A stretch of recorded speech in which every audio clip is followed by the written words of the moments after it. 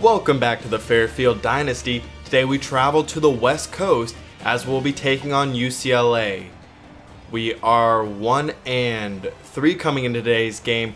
UCLA under new head coach Chip Kelly, so this should be an exciting game. You can see the offensive statistics, they're really relying on their run game, same as we are, but we have been able to do a little more with our passing game than they have. And so it'll be UCLA with the ball to start. Walton Spate has it. He'll keep it on the read option. Not much of a runner, but does pick up 13 yards there. First down and 10. Walton Spate will throw this time. He's got his man Coda, and that's another first down for the Bruins. Johnson the third comes in motion. Spate will keep it now. He pitches it to Johnson. He breaks one tackle, and it's Amari Burks who brings him down finally on third down, and that will move the chains. It'll be Spate keeping it, and he fights through the defender and picks up 7 yards. Now keeping it once more, we were trying to allow him to keep the ball, but he was killing us. He's not much of a runner, like I said.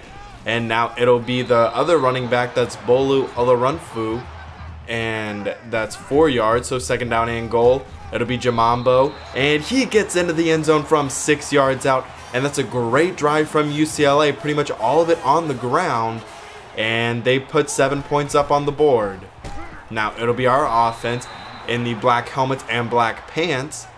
Second down and 7 for the Blue Devils as Lake will go play action. Now dump it off to Dominique Frederick. He gets outside and just shy of the first down line. That'll bring up third down and short.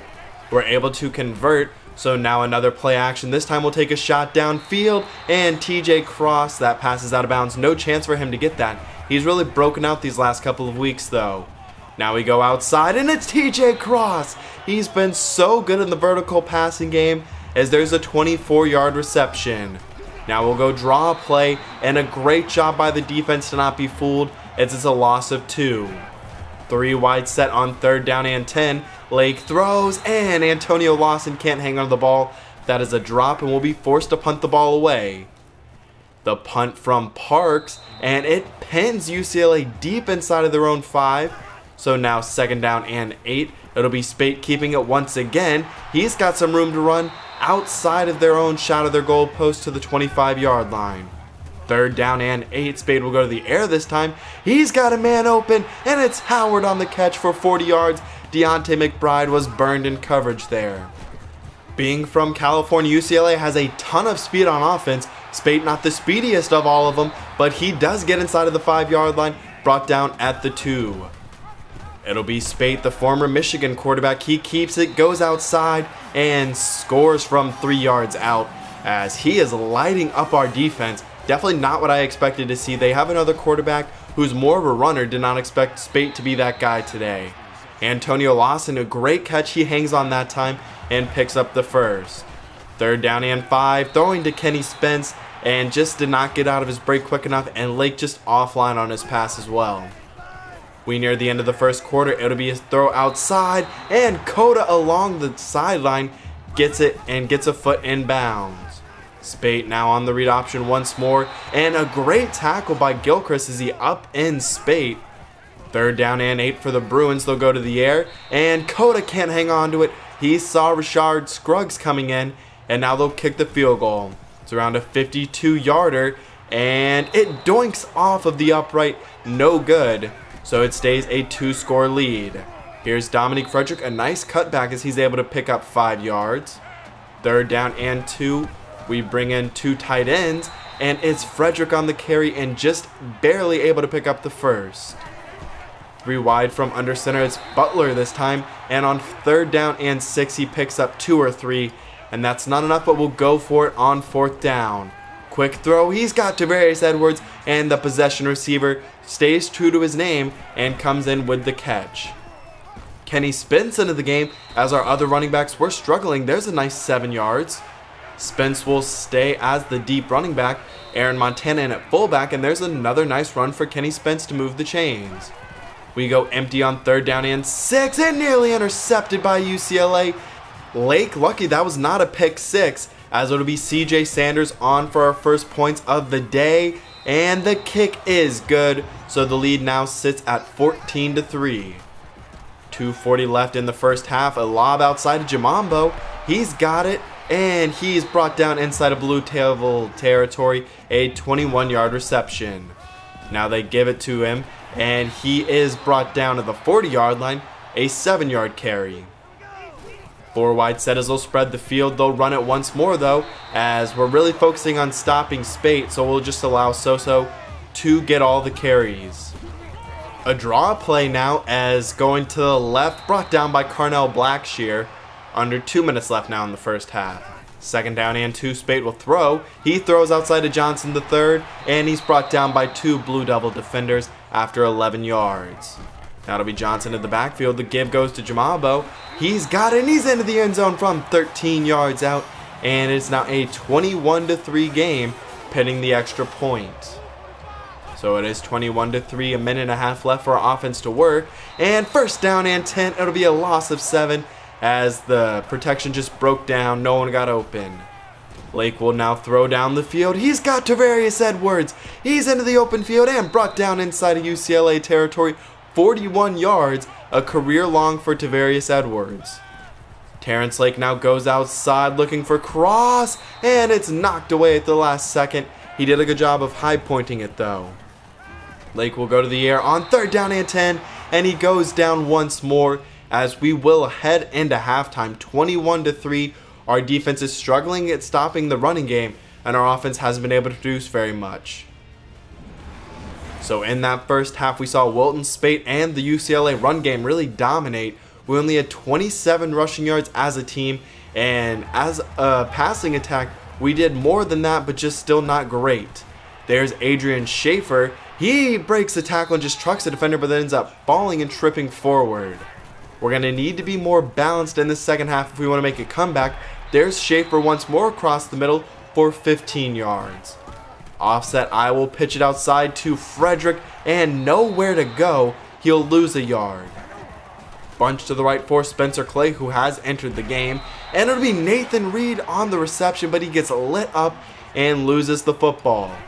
4th down and 11, we're going to go for it. We got to make some plays as there's Edwards. He has to come back for the football, and that results in him not getting the 1st down. He needed 11 and only got 9. It'll be UCLA right up the middle, and a good run for 15 yards. We're seeing what Chip Kelly's offense can do when they utilize tempo. They use a lot of different players in the rushing attack, and they can be very effective when it's all working. On 3rd down and 4, the backup comes in, and he stiff arms the defender and has it inside of the 25-yard line. Empty now on 3rd down and 7 for Wilton Spate. He throws across the middle. He's got his receiver, and that'll be another touchdown. A 21-yard reception, and it's a 28-3 lead. A tight set from under center as Clay will dump it off to TJ Cross, and he can't get away from the defender. A 7-yard reception. I formation on 3rd down and 2. Clay will throw. He's got Tavarius Edwards. A good game so far for Edwards, as he's got 3 or 4 catches. 2nd down and 10. Clay will throw, and in a tight window, it's Darren Childress, the number 4 receiver, on the big gain. I form. Here is Dominique Frederick for 6 yards, as this may be our best drive so far today. Frederick on the draw play on 3rd down and 4, and we're inside of the red zone for the first time. There's a 10-yard carry. It'll be Dontarius Butler into the game. A nice cut. He powers forward. It'll be goal to go after the 7-yard run. We bring in the full house. It'll be Butler who is brought down in the backfield. There's a loss of 4. We're still looking for our first touchdown. It'll be 3rd down and goal, and knocked away. A great play by Barnes, and we'll just kick another field goal. The lead sits at 22 as they go to the ground game once more. A good stiff arm, and that's a nice gain. 3rd down and 6 though for the Bruins. They throw outside, and it's Coda the tight end once more. He has been pretty reliable so far today. We're into the 4th quarter. There's a great play in the backfield by Morgan Shaw. The senior linebacker has his 2nd tackle for loss of the day. 3rd down and 14, a lob to Coda, and he steps out of bounds. So it will be around a 48-yard field goal this time. He missed his first one, and this one is good, as the lead is now back up to 25. The ensuing kickoff, it'll be Scruggs back. He'll take it out of his end zone. He will cut to the outside. He's got some room to run. He's to the 40, to the 45, and brought down at midfield. A 52-yard return. You can see a similar amount of plays run, but over 150 yards more for UCLA.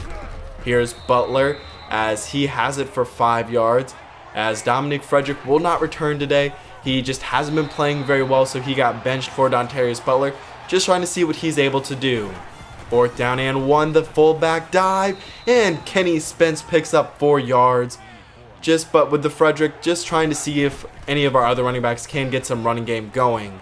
Throw outside to Schaefer once again, really spreading the ball around today, as a few receivers have made an impact. Clay will throw once more. It's Childress, and there's a 1st down as we're inside of the 15-yard line. Another possession in the red zone. Spencer Clay drops back. He throws to Kenny Spence. There's 7 yards as we have it inside of the 10 now. Play action from the offset eye. Throw in, it's Schaefer into the end zone, and we've got the touchdown from 6 yards out. Spencer Clay has really sparked this offense with his passing, and it's really been a turnaround by our offense. Only 10 points in the second half, but we've played a lot better. 2.5 minutes left. Here's Johnson. He gets into the open field, and he's brought down to the midfield logo after 22 yards. 1st down and 10. It's Rusty Anderson who can't bring him down. The backup linebackers, so we do have some backups into the game, especially on defense, trying to get them some valuable snaps. There's a loss of 3. Adonis Tillman, the backup right end. 3rd down and 1. Throw outside, and it's Trey Rowland, the backup middle linebacker, on the loss of 3. Now some backups on offense as Monte Purcell, the 3rd string quarterback, comes in. He's a great runner, not much of a passer right now. We're seeing what he can do in the option game as he pitches it to Aaron Montana, the future at fullback, who picks up 6 yards, and that will do it. A little glimpse of the future right there with our sophomore quarterback, Monte Purcell, but it was great to see this team really, to some extent, bounce back in this second half. They didn't really make it a game. It wasn't a game that we ever had a chance of winning. They just have way too much talent, and way more talent than we have. But it was great to see the passing game, and Spencer Clay really light it up. You can see we had 3 receivers who played well. One of them wasn't TJ Cross, so that was good to see other receivers step up on the defensive side of the ball. No sacks or interceptions. No turnovers, though, for our offense, which was good to see.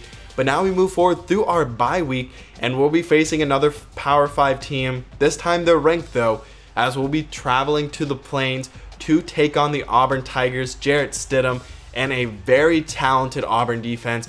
Gus Malzahn has lost twice this year to LSU and Ole Miss.